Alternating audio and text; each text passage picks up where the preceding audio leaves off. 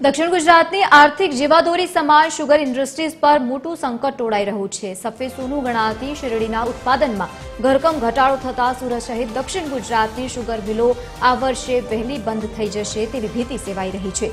સામાન્ય રીતે 160 દિવસ સુધી ધમધમતી આ મિલો કાચા માલની અછતના કારણે હવે માંડ 80 કે પછી 90 દિવસ સુધી ચાલશે।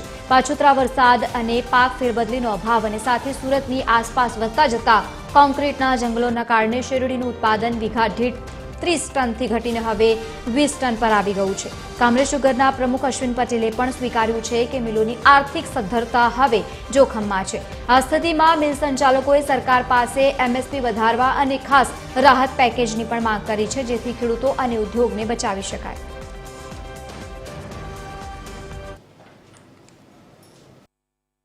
આ વર્ષની જો વાત કરું તો લગભગ 5 મહિના સુધી સતત વરસાદ રહ્યો, અતિવૃષ્ટિને લીધે આ વર્ષે ખૂબ ઓછું ઉત્પાદન થયું છે।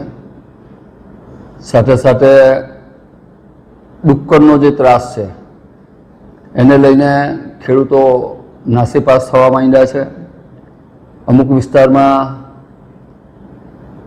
ગરમીના સમયમાં વ્હાઇટ ફ્લાય આવે છે। આ 3 મુખ્ય પરિબળ છે। અને ચોથું કે વારંવાર એક જ પાક થવાથી શેરડીનું ઉત્પાદન પણ ઘટે છે।